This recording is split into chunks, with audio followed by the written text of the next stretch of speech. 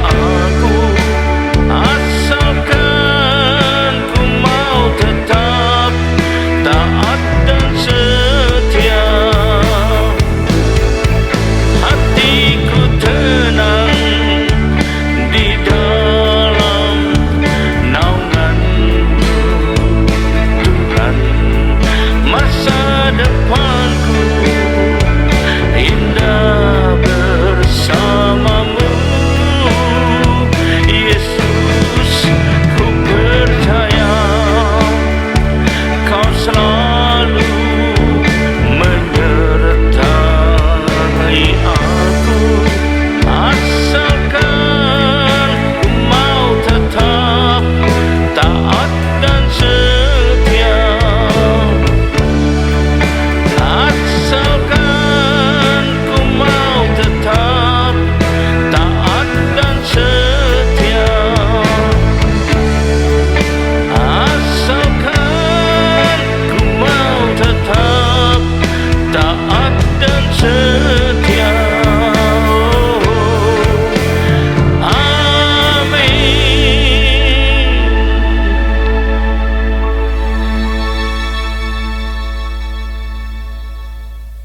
Shalom, selamat berjumpa kembali saudara kasih Tuhan. Mari kita persiapkan diri kita untuk masuk dan menyambut firman Tuhan. Sebelumnya marilah kita berdoa. Terima kasih Tuhan, kami umat-Mu siap menyambut firman-Mu. Urapilah kami semua dan urapilah hamba-Mu yang akan menyampaikan firman ini, agar firman ini tidak kembali dengan sia-sia, yang boleh tumbuh dalam hidup kami dan menghasilkan buah yang baik dan berlipat ganda sampai 30 kali, 60 kali, bahkan 100 kali ganda. Terima kasih ya Tuhan, berikanlah pada kami semua juga Tuhan urapan khusus daripada-Mu, yaitu urapan khusus roh, hikmat dan wahyu daripada-Mu, agar kami boleh menangkap dan mengerti maksud dan isi firman-Mu ini dengan baik dan benar. Terima kasih Tuhan, kami siap sambut firman-Mu ini hanya dalam satu nama yang berkuasa, yaitu nama-Mu Tuhan Yesus Kristus. Haleluya. Amin. Nah, shalom kasih Tuhan. Mari kita persiapkan diri kita untuk masuk dalam firman Tuhan.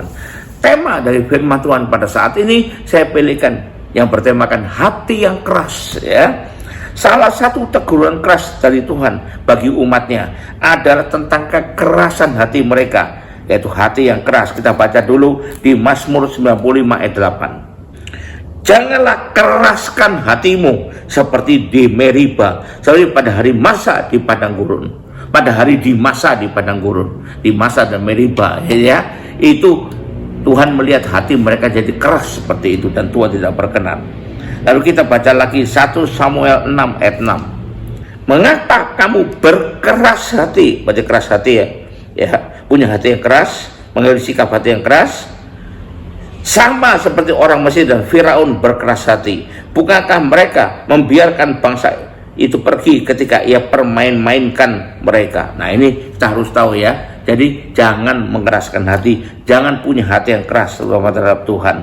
Tuhan ingin agar kita memiliki hati yang lembut, hati yang mau dengar-dengaran, hati yang mau ditegur, hati yang mau belajar, hati yang mau berbalik dari jalan jahat, ya. Tapi orang yang keras hati, meskipun dengan firman Tuhan, tak akan bisa berubah, tidak akan bisa bertumbuh karena kekerasan hatinya, bahkan bisa semakin jauh dari Tuhan.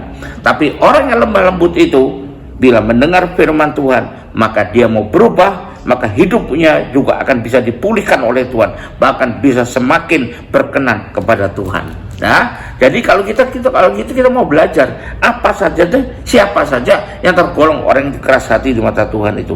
Yang pertama, ya, yaitu orang yang mendengar dan menerima firman Tuhan, tapi tetap tidak mau berubah, dengan kata lain mengabaikannya. Ini orang yang keras hati ini, ya.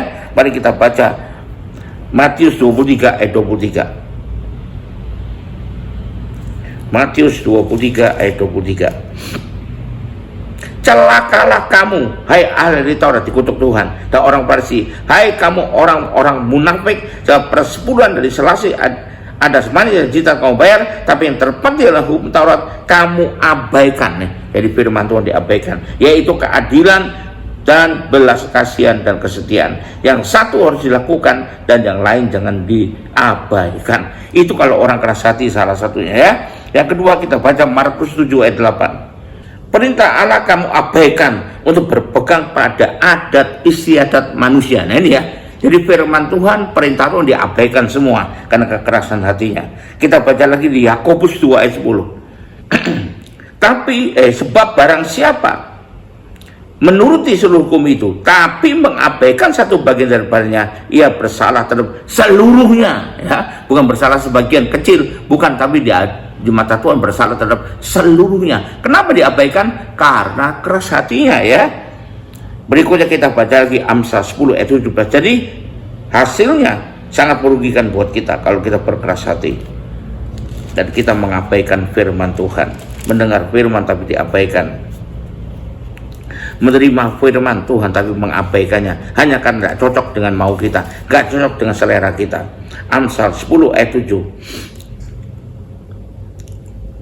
ayat 17, Amsal 10 ayat 17.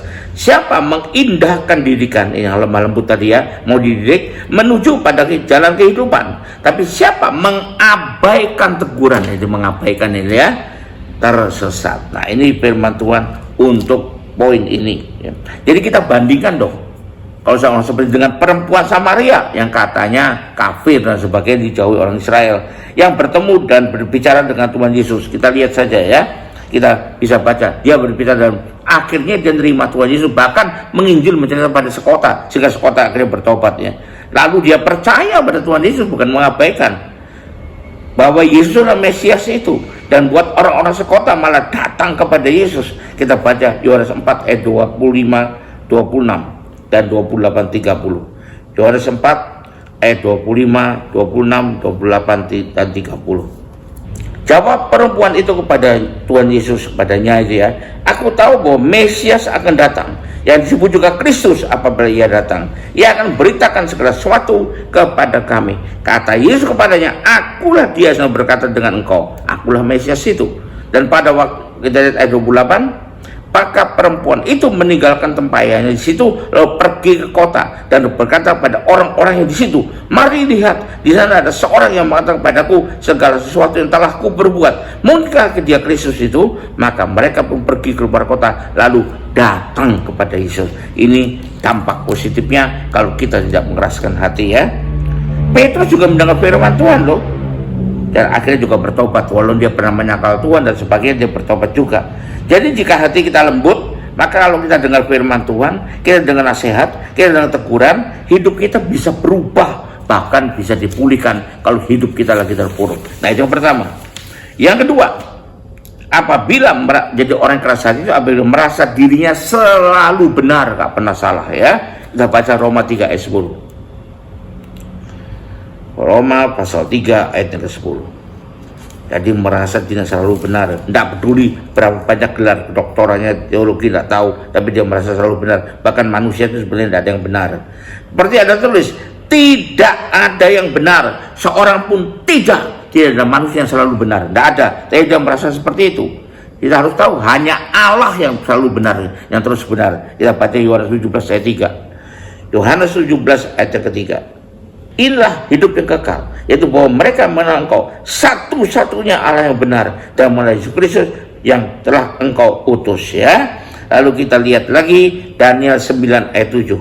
Tuhan, engkaulah yang benar, tapi patutlah kami malu seperti hari ini, kami orang-orang Yehuda, penduduk kota Yerusalem dan segenap orang Israel, mereka yang dekat dan mereka yang jauh, di segala negeri kemanapun engkau telah membawa mereka, oleh karena mereka berlaku murtad terhadap engkau. Hanya Tuhan yang benar dan selalu benar. Kita baca lagi di Mazmur 143 ayat 2. Mazmur 143 ayat yang kedua. Janganlah berperkara dengan hambamu ini, dan di antara hidup tidak ada seorang pun yang benar di hadapanku. Nah ini kata Tuhan. Jadi kalau kita manusia, kita tidak seorang yang benar, pasti ada kesalahannya ya, karena kita manusia yang sangat terbatas. Kita baca terakhir poin ini di Ayub 32 ayat pertama. Maka ketiga orang itu menghentikan seanggahan mereka terhadap Ayub, karena ia menganggap dirinya benar. Ini menganggap dirinya paling benar terus itu ya. Nah ini kita lihat bahaya yang demikian, karena orang hatinya keras adalah orang yang selalu merasa dirinya benar dan selalu menyalahkan orang lain. Yang salah itu kamu, aku selalu benar. Ada apa? Yang salah kamu, dia tidak pernah salah ya. Ini hati-hati terjebak di sini ya. Yang ketiga lagi, ciri dari orang yang hatinya keras, yaitu tidak peduli akan kebutuhan orang lain. Yang dipentingkan kebutuhan dirinya sendiri, selalu mementingkan dirinya sendiri alias egois. Kita baca juga Ayub 21 ayat ke-10. Atau kita baca di 1 Tesalonika 2 ayat 15. 1 Tesalonika 2 ayat 15. Bentar. 1 Tesalonika 2 ayat 15. Bahkan orang-orang Yahudi itu telah membunuh Tuhan Yesus dan para nabi dan telah menganiaya kami. Apa yang berkenan pada Allah tidak mereka pedulikan, dan semua manusia mereka musuhi. Yang penting keinginan mereka sendiri, jalan pikiran mereka sendiri, kepentingan mereka sendiri, sangatlah egois ya. Berikutnya kita lihat lagi di Lukas 10 ayat 31 dan 32. Lukas pasal 10 ayat 31 dan 32. Nah, ini cerita tentang orang-orang yang dirampok dan dihajar oleh penjahat. Kebetulan ada seorang imam loh, turun melalui jalan itu. Ia melihat orang itu, tapi ia melewatinya dari seberang jalan. Kenapa? Tidak pedulikan kebutuhan orang lain. Orang itu butuh ditolong, tapi tidak peduli dia. Yang penting aku mau pulang ke rumah dulu. Nah, lalu ayat berikutnya, ayat 32. Demikian juga seorang Lewi datang ke tempat itu. Ketika ia melihat orang itu, ia melewatinya dari seberang jalan. Melewati juga, tidak peduli kebutuhan orang yang perlu pertolongan itu ya. Lalu datanglah seorang Samaria yang sedang dalam perjalanan itu ke tempat itu. Dan ketika ia melihat orang itu, tergeraklah hatinya oleh belas kasihan. Nah, punya empati dia, punya belas kasihan, memperhatikan kebutuhan orang lain. Maka ayat 34 mengatakan, ia pergi kepadanya lalu bertukaknya, ia menyiraminya dengan minyak anggur, kemudian ia menaikkan orang tersebut dari tunggangannya sendiri, lalu membawanya ke tempat penginapan dan merawatnya.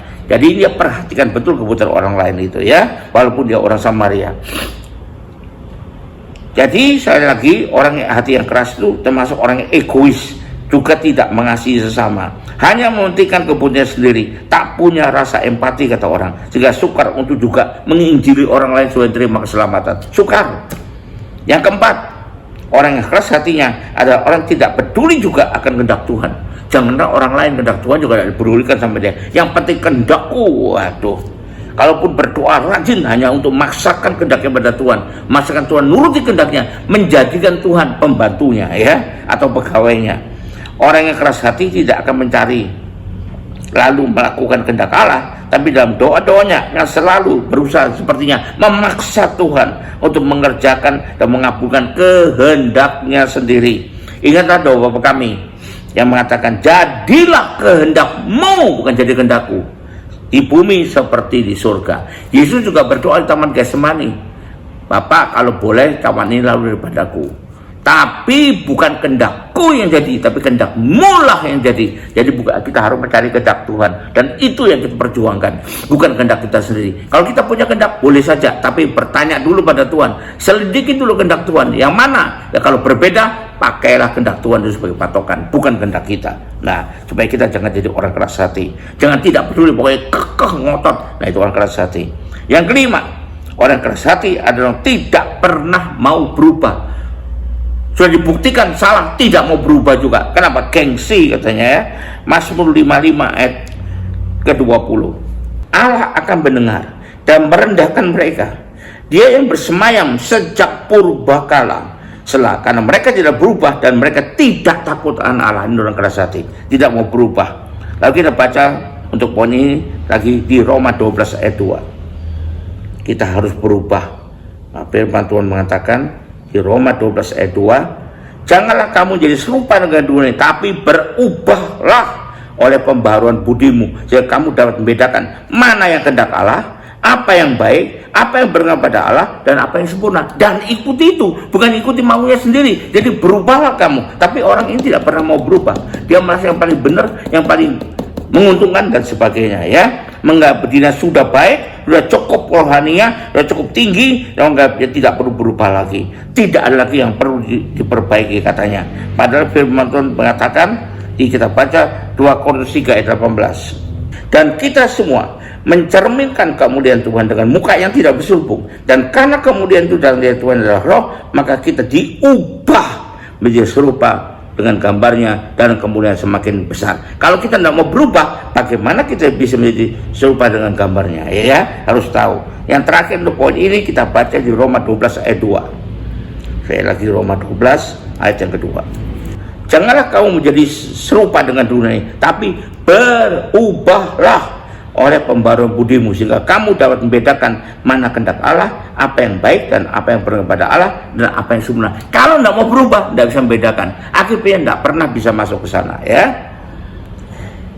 Jadi orang yang keras hati menganggap diri sudah baik, sudah cukup rohaninya, tidak perlu berubah lagi, tidak lagi yang perlu diperbaiki. Nah ini pada firman Tuhan mengatakan dengan jelas ini, ya. Jadi kesimpulannya apa dong kalau gitu? Janganlah kita mempunyai dan memelihara terus hati yang keras itu, jika kita bisa malah menjadi tegar tengkuk. Hati-hati kalau tegar tengkuk. Ancaman firman Tuhan ada. Kita baca pertama 2 Tawarin 30 ayat 2. Raja bersama-sama para pemimpin dan seluruh jemaat di Yerusalem merancangkan untuk merayakan Paskah pada bulan kedua, karena mereka tidak merayakan pada waktunya, dan para imam belum menguduskan diri dalam jumlah yang cukup, dan rakyat belum terkumpul. Ini ayat 3, ya. Raja bersama para pemimpin, bukan ayat 2, ayat 8. Saya lihat sebentar, ayat 8. Sekarang janganlah tegar tengkuk, jangan ya tegar tengkuk seperti nenek moyangmu. Serahkanlah dirimu pada Tuhan, datanglah ke tempat kudus yang telah dikuduskannya untuk selama-lamanya, serta beribadah kepada Tuhan Allahmu, supaya murkanya menyala undur daripadamu. Ini peringatan firman Tuhan. Terakhir kita baca di Ulangan 9 ayat 13. Lagi Tuhan berfirman kepadaku, telah kulihat bangsa ini, sesungguhnya mereka adalah bangsa yang tegar tengkuk. Makanya hukuman Tuhan jatuh berkali-kali, ya. Jadi kita simpulkan dengan baik, jangan sampai kita punya hati yang keras dengan berapa ciri tadi, tapi biarlah kita punya hati yang lemah lembut, hati yang mau ditegur, hati yang mau dirubah, hati yang mau dididik, dan hati yang mau diarahkan. Haleluya, puji Tuhan. Mari kita akhiri ibadah ini dengan terima berkat dari Tuhan. Angkat dua tanganmu. Kembalilah ke aktivitas masing-masing dengan berkat yang terbaik dari Allah Bapa di surga, dengan kasih karunia dan damai sejahtera dari Tuhan kita Yesus Kristus, juga dengan persekutuan, pertolongan, penghiburan, kekuatan, dan utama urapan yang dahsyat dari Allah Kudus membuat kita tidak bisa mempertahankan hati yang keras itu berubah di hadapan Tuhan. Dan itulah nyertai kita mulai saat ini sampai sepanjang tahun ini sampai Maranatha, Tuhan Yesus datang kembali. Haleluya, amin. Puji Tuhan, Tuhan berkati. Sampai jumpa.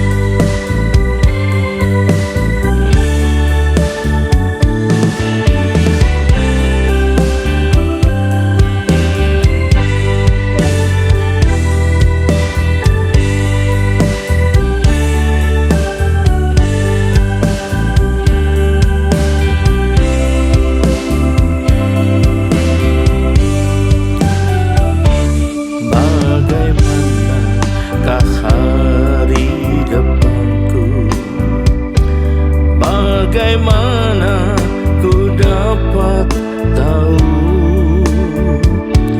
Ku inginkan yang baik dan cemerlang,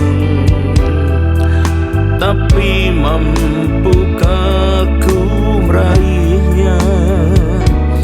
Ku tak mau hidupku kelam dan penuh dengan persoalan. Kemanakah ku harus berpegang?